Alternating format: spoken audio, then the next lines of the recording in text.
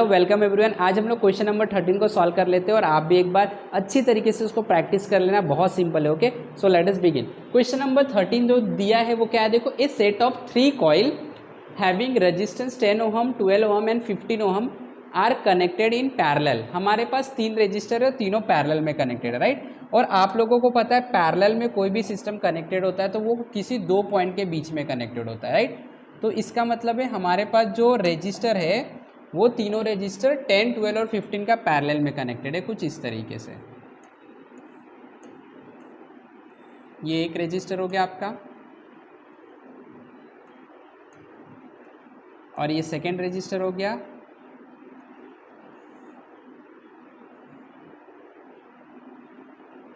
Right. और ये आपका थर्ड रेजिस्टर हो गया,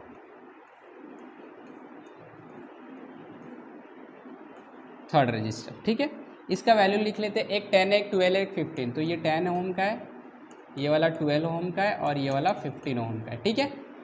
are connected in parallel, parallel में कनेक्ट कर दिया। This combination is connected in series, अब सीरीज में connected in series with series combination of all the 3 coils of same resistance. मतलब यही 3 कॉइल वापस से यहाँ पे सीरीज में कनेक्टेड है, ये और ये कनेक्टेड है सीरीज में। और इसके बाद ये सारे जो है एक पोटेंशियल से कनेक्टेड होंगे, राइट। अब इसके बाद तो कुछ नहीं दिया है, यहाँ पे पोटेंशियल से कनेक्टेड होंगे, ठीक है।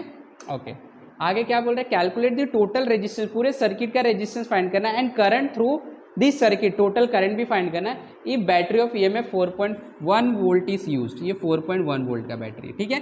तो ये भी आपका 10 ओम का हो जाएगा, ये आपका 12 ओम का हो जाएगा और ये आपका 15 ओम का। तो टोटल रेजिस्टेंस निकाल लेते, फिर टोटल करंट ऑटोमेटिकली आ जाएगा, ठीक है। चलो, तो सबसे पहले हम क्या करते हैं, हम सॉल्व करते हैं ये वाले सर्किट को, पैरेलल कॉम्बिनेशन को, ठीक है।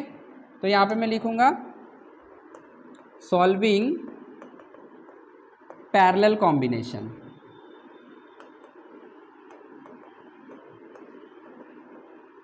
ऑफ 3 रेजिस्टर, ठीक है।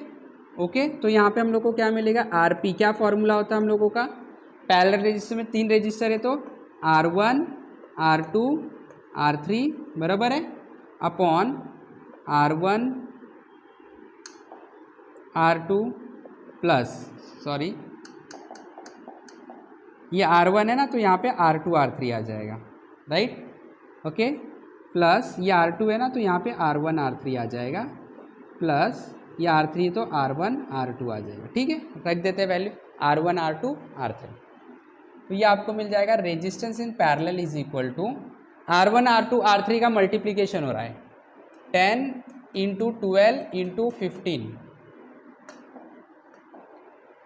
अपॉन R2, R3, ये रहा R2, R3, 12 into 15, 12 into 15 plus R1, R3, R1, R3 10 into 15, 10 into 15 plus R1, R2 10 into 12 is equal to, ठीक है। अब देखो यहाँ पे हम लोग को क्या दिया गया है, 10 इंटू 12 इंटू 15, राइट। तो 10 इंटू 12 क्या होता है, 10 इंटू 12 आपका होता है 120, राइट। और ये 120 इंटू 15, अगर 120 इंटू 15 अगर हम लोग करेंगे तो ये हम लोगों को मिलेगा लगभग 120 इंटू 15, 5 0 ज़ा 0, 5 2 ज़ा 10, 5 1 ज़ा 5, एक 6 2 1,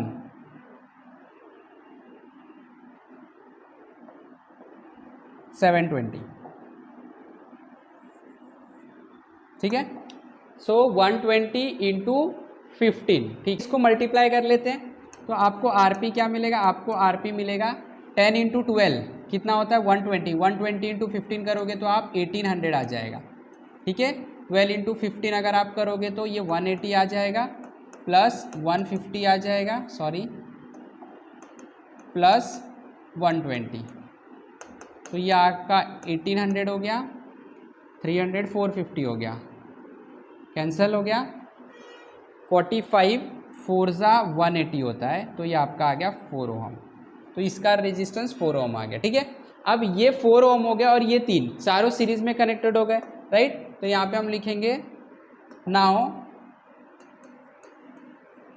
4 ohm and 10 ohm, 12 ohm and 15 ohm are connected in series, therefore total resistance हो जाएगा 4 + 10 + 12 + 15, और ये कितना हो जाएगा देखो 14 + 12 26, 26 + 15 अगर करूँगा तो 36 + 5 41 ओम हो जाएगा।